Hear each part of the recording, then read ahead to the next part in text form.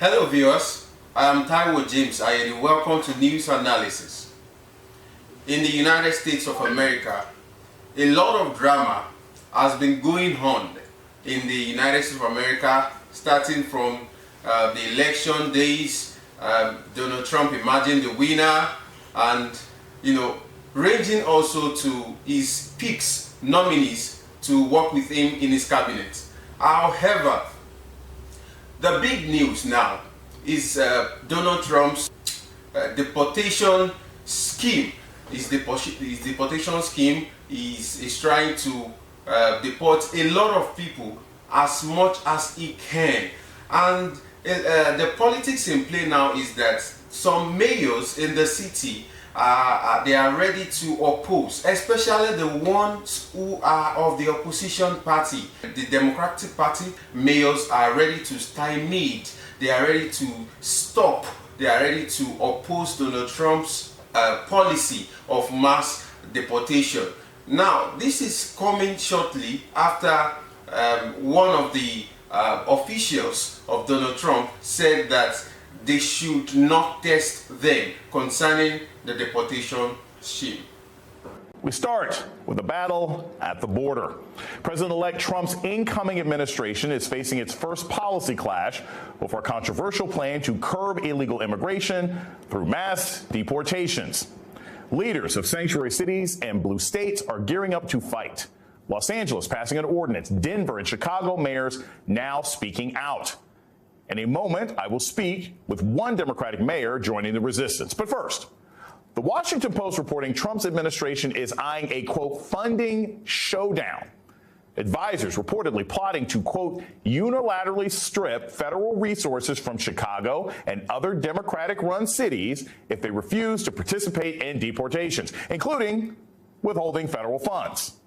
Chicago's mayor is clapping back, telling the Washington Post, quote, there will not be any cooperation with ICE deportations, saying the city will challenge any threats to its funding. Trump's appointed border czar is already making blatant threats to local officials, visiting the border this week alongside Texas Governor Greg Abbott. Let me be clear. There is going to be a mass deportation. We're not waiting until January. We're already talking. We're already planning. We're going to put a plan in place and secure this nation at the highest level it's ever seen. It is a felony to knowingly harbor and conceal an illegal alien from immigration authorities. Don't test us. They are already working. NBC News reporting local law enforcement agencies are preparing to ramp up a controversial program allowing them to partner with ICE to bolster manpower amid Trump's deportation efforts. Trump was clear in his campaign, and now he's making it priority one. Here with me to discuss is Mark Thompson, radio host, reverend, and civil rights activist, and Lee Gallant, attorney and deputy director of the Immigrants' Rights Project at the ACLU. Reverend, I will start with you. I know this is not everybody's belief system, but from a moral perspective, many of the places that are sanctuary cities in the United States are looking after people who are distressed, who are in danger, who have been victims of policies that sometimes have been supported by previous American administrations. So just from a moral standpoint, what does it say about this incoming administration that they're trying to kick out the least of these during the season where we're supposed to be looking after those who can't take care of themselves? Well, first of all, let me commend you, Dr. Johnson, for choosing this topic in this season, and particularly on Thanksgiving Eve, when there would be no Thanksgiving if it were not for immigration.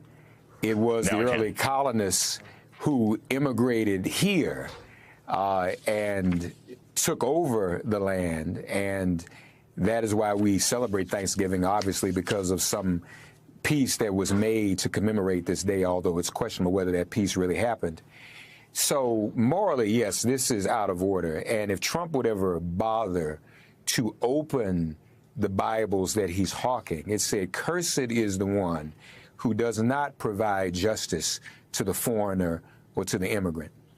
I don't think they can do anything, Jason. I don't think they can do anything in these cities, but it serves a purpose. because his supporters like to see the bluster. They like to see the saber rattling. I don't think they can go through with it, and they know they can. It is impossible to do it. Not only is it impossible, it is morally wrong. So, Lee, I always say this, I'm not a lawyer, I don't play one on TV. Legally, what standing does the incoming administration have to force cities to deport people who are in sanctuary cities? And I want to make it clear to the audience, oftentimes people in sanctuary cities, they may also be refugees. They may actually be here legally, even if they are not documented because they've been accepted as refugees. So is there a legal standing to what the Trump administration, incoming Trump administration, claims they want to do? Yeah, well, thanks for having me. I think there are going to be enormous court battles if they try to cut funding. Those occurred during the first Trump administration. I think they're going to be heightened now, and I think you are going to see blue states pushing back to say, look, you can't cut our funding for these reasons. How those play out, we'll have to see, but I think those are going to be enormous legal battles. But to your point, I mean, we're talking about going into cities, not just blue cities, all cities, rounding up people who have been living here for a long time, contributing, don't have criminal convictions. It's going to result in families being separated, U.S. citizen children being sent to foster care. It's not good for the economy. It's not good as a matter of policy. And we will do everything we can to stop it legally to ensure that we have a balanced immigration system. Look, we're not oblivious to the fact that people want immigration reform. But I think when people see what they're proposing in practice, not just sort of, bland statements, but actually what it looks like in practice, I think people will hopefully push back and say, well, we don't want families to be separated again. We don't want the military in our streets. So we'll see how that plays out. But it's going to require more than just the courts. It's going to require the public saying, wait, that's not what we meant by immigration reform. Very quick, because we're running up on a break. Reverend, I want to play you just a quick clip from Steve Miller and get your response on the other side. Who's going to stand up and say the cartels are gone, the criminal migrants are gone, the gangs are gone, America is for Americans and Americans only? Your thoughts really quickly on whether or not America will have a problem with seeing this happen. Well, I think as has been said, people will realize what this is and turn against it. But unfortunately, we're about to see the application of WWE entertainment and sparring applied over the next 4 years. That's all this is about. It's a sensationalism and it's drama. Both of you, please stick around for a moment. One of the mayors said he had a lot of rights, and he has political backing, such as constitutional backing to stand against Donald Trump if he tries to move in to his city and start his deportation scheme. I want to turn the spotlight on Democratic mayors nationwide. Trump's border czar, Tom Homan, threatening Denver's mayor with jail time after he voiced resistance to deportation plans. Now, Hoboken Mayor Robbie Ballas is gearing up to take on Homan for a second time. He made headlines in 2018 for tweeting, quote, "Bring it on," a response to similar threats. Bala designating Hoboken a sanctuary city at the time, his first official act. Joining me now is Hoboken Mayor Robbie Bala. Thank you so much, Mr. Mayor, for joining us this evening. I'm going to start with this. I appreciate your bravery. I appreciate your boldness. 2018 is not 2024. You have an incoming administration that says they will literally use or attempt to use the military to forcefully deport people. As a mayor, what would you be able to do if the Trump administration says we're going to send armed troops into Hoboken and pull people out of sanctuary cities, pull people out of buildings based on whatever list that we have? Well, thankfully, we have something called the U.S. Constitution and the Constitution of the state of New Jersey that protects our rights. In 2018, the AG Graywall passed an immigration directive that said that in the state of New Jersey, local law enforcement is supposed to be for local law enforcement and will not cooperate with federal authorities in the enforcement of immigration policies. We codified that here in Hoboken through an executive order to make sure that we expend our local tax dollars and our local resources to prioritize local issues. So if they come in, we're not afraid of the authoritarianism drumbeat of the Trump administration. We've seen that movie before. We're ready for it. We're really focused on making Hoboken a safe place from a public safety standpoint. We have a deficit in law officers. We have issues with public safety, with homelessness. We're focused on local priorities. We want our local tax dollars to be expended on local priorities, and that's what we'll do here in Hoboken. Mr. Mayor, thank you for pointing that out also, that you have sort of a legal backing for being able to resist this. I keep seeing terrible images from that movie about 15 years ago, The Siege, where they were literally just taking people and putting them in camps in the city. My next question for you is the threat. There's a stick and a carrot, right? You know, if you obey in advance, then maybe the Trump administration would just come and yank people out of sanctuary cities. But they're also threatening to take federal funding. What do you think is a city's response to that threat? I mean, would you just be tied up in court saying, hey, the federal funds that you say that you're going to take away aren't connected to sanctuary cities? How would you fight the battle of the federal government pulling money away? Well, first of all, there's a lot of machismo and testosterone-driven policies by the federal government. This fear-mongering about yanking people and cities like Hoboken and other cities across America harboring illegal immigrants, like we're scuttling them away in tents or closets. It's just not true. Mayors are on the ground.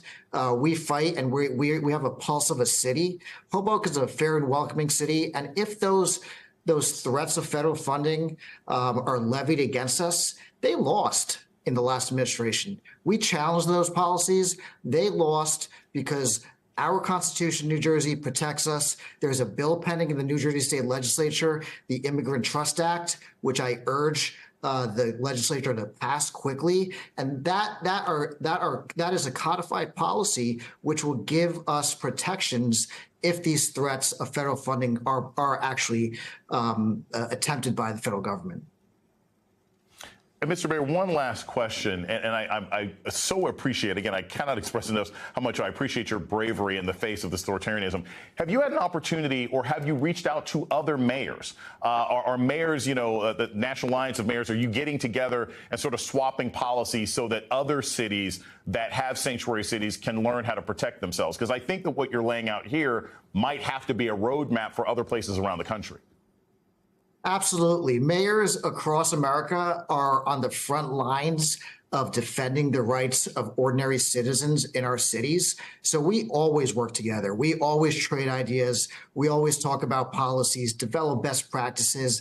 And that time could not be more critical than right now when we are again on the front lines. I will emphasize once again that we are focused here in Hoboken on the priorities of the residents of Hoboken, and those are very bread and butter issues.